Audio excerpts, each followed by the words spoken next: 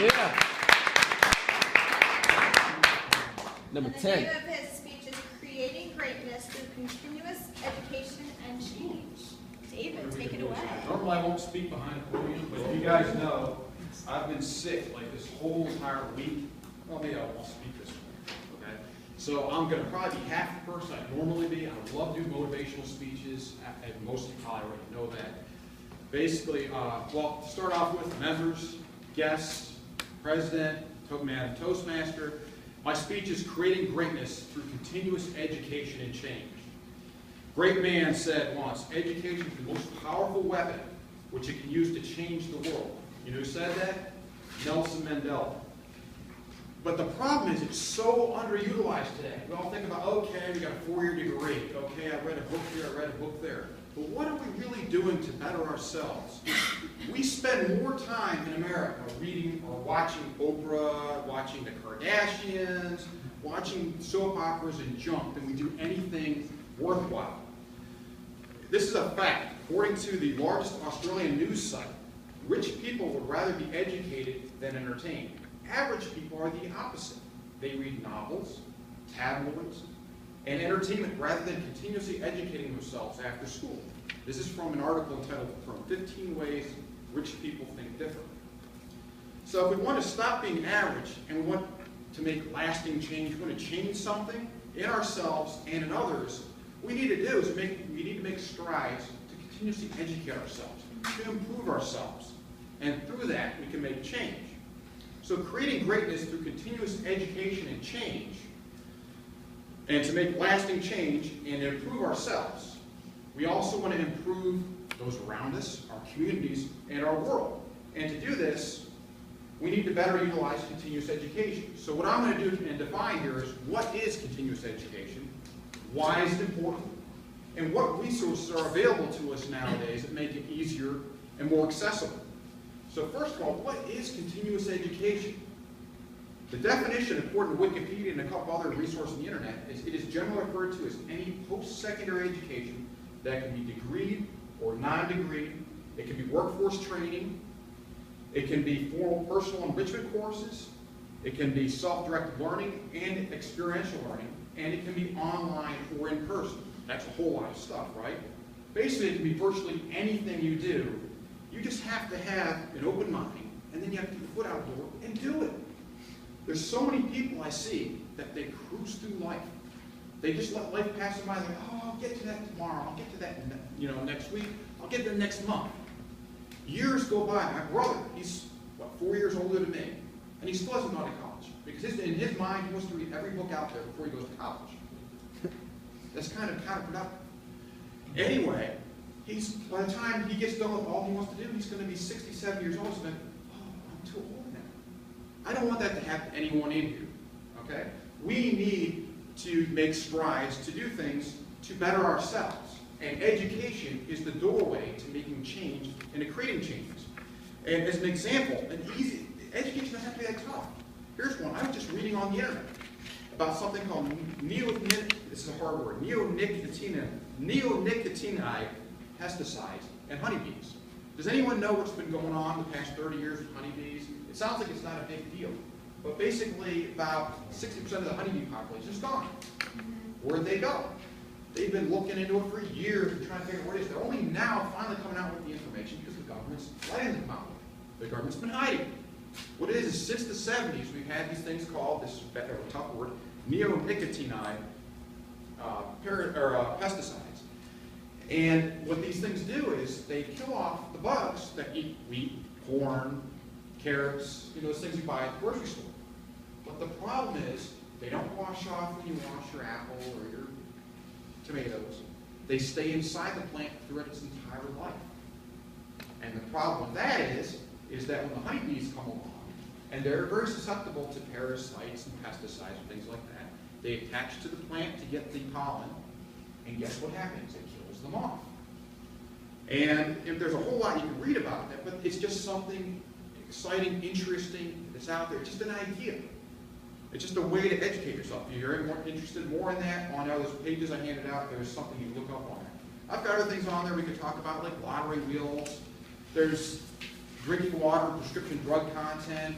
in the drinking water you have. For instance, there's requirements that there can only be certain amounts of a percentage of prescription drugs in the water. Well, how did they get in there? Well, people flush them down the sink, they flush them down the toilet, and guess where it goes? The prescription drugs get, they get taken up into the water, and eventually it comes into your drinking water. They can't filter them all out. There's many different things out there you can educate yourself on. You can educate yourself on business, on speaking, like we're here, on science, on math, on anything you want. Now, why is continuous education important? What can it do for you? It can help keep you ahead of technology change. Anyone in IT in here? Anyone interested in IT? Nobody? One person? You are. Everybody here is. Whether you think you are or not, we all have iPhones, correct? We all have iPads or computers. We all use them at work. We're all going to be using presentations, slides, all kinds of things like that. That's technology, and it changes. Everyone knows that we mentioned Steve Jobs' name earlier. He changed a lot. What happened prior to Steve Jobs in just the last 10, 15 years? We didn't have the iPhone, right? Right. The iPhone changed a whole lot. What do we have before it? The Crackberry, right? Or Blackberry. And you can sit there and go like this, but it's not the same thing. Why did it? RIM as a company basically died off when the iPhone started up. Fortunately, that was unfortunate for me because I was invested in RIM parts of the time. But anyway, it can also help you keep in advance of your profession. You can understand what's going on, what's coming. It can help you advance more because people are going to say, hey, this guy knows, or this lady knows what's going on. They're keeping in tune with technology. They're keeping in tune with what's going on. They know, they're educated. Not only that, it's going to help you with networking. Who wants to network with people that aren't interested? Continuous education, regardless of what you read about, whatever it is you decide to touch on, whatever topic it is, it opens up more doors for you. You have something to talk about. When people are sitting there and they're networking, they're going to be introducing you, if you do enough stuff, they're going to be, hey, this guy, this gal over here, they know a lot of crap. They may not say crap, but they're going to say things like that. And it's going to open up a lot of doors for you, just like public speaking does. Not only that, it can improve your quality of life. For those guys, how many people out here are single or women? Who's single in here?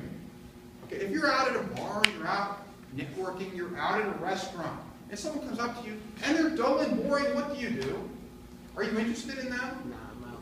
Invite them to church.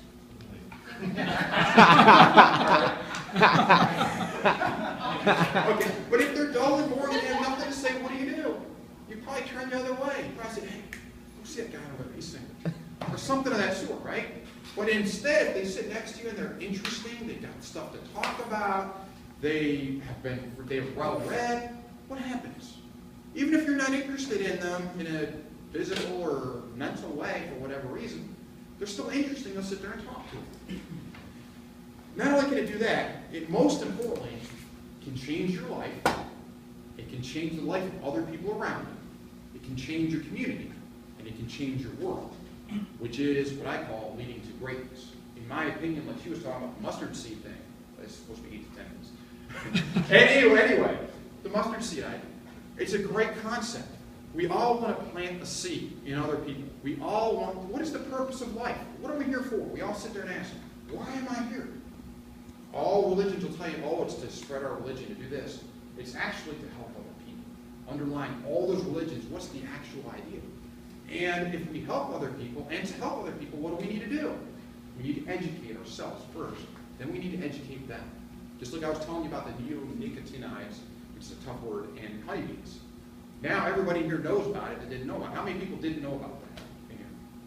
That's quite a few. But now you do. And not that I'm an expert on it by any means, but you can go on the internet and figure out quickly what it is, and what's causing it, and why it didn't come out. So through continuous education, we can change our world. We can change things for the better. Now, what resources are available to us today? A lot more than have ever been in history. In the past, people would have to go to the library. They would have to go look at encyclopedias. I remember doing that back in the 80s. We didn't have internet strong like it is today. Nowadays, you can go on the internet and learn all kinds of stuff. There's books. There's websites out there. Does anyone know what Khan Academy is? Has anyone heard about it? A couple people? Khan Academy is a free education source where you can learn about almost anything you could want. History, literature, business, public speaking, math, you name it. You want to improve on something, it's there and it's free. Not only do you have that, you have news websites. You got CNN News, you got the Drudge Report. If you want unfiltered news, usually the Drudge Report and Al Jazeera are the best for that. Our CNN and those tend to kind of filter things a little bit. That's the things they don't want you to know about. I'm not going to get into that tonight. Videos, YouTube. YouTube, if you want to learn especially technical stuff, and lynda.com, there's a ton of stuff out there. You can learn all about SharePoint, Microsoft, all kinds of stuff that we say, oh, that's the techies, right? No, you're all going to be using it. SharePoint's growing fast, the cloud's growing fast, and it doesn't matter if you're an anesthesiologist, it doesn't matter if you are a marketing person, it doesn't matter what position you are. The more you know, the farther you will go, period. There's also MOOCs. Does anyone know what a MOOC is? M-O-O-C. Massive online open classrooms. They're mostly free, some that aren't. Things like Coursera, edX.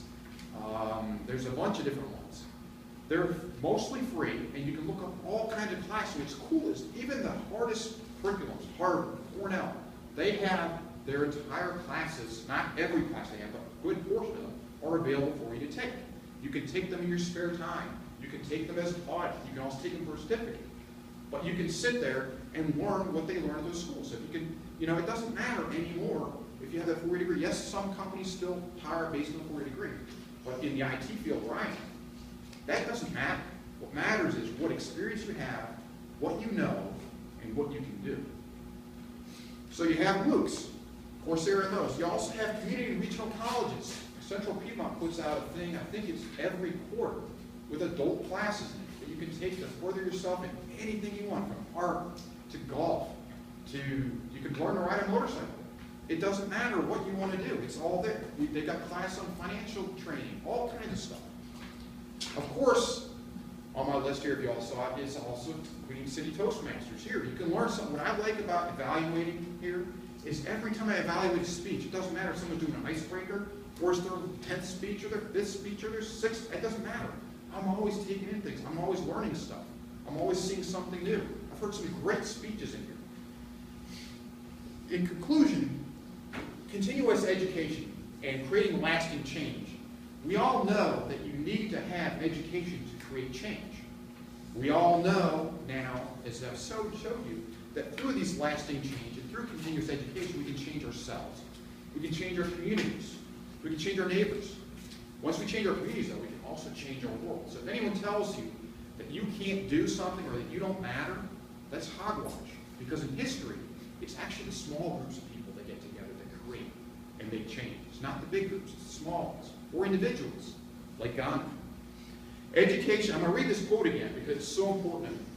Education is the most powerful weapon which you can use to change the world, from Nelson Mandela. He changed the world. Not to put Martin Luther King down at all.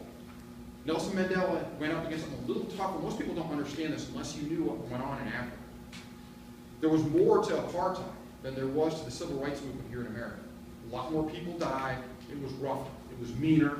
It was bad. I did not to put down Martin Luther King. He got firebombed out of his house. He got murdered. Nelson Mandela almost got murdered many times. But they are both great leaders that did what? They'll both tell you in many of their quotes, they continue to educate themselves. They continue to make themselves better, to improve. They never sat there and said, hey, I know everything. I'm going to sit back now. Not once. They were also very modest people. Now, what I'm trying to tell you is let's stop being average. If the average person is what I said earlier, and they watch tabloids and they watch stupidity on TV, instead we can be better than average.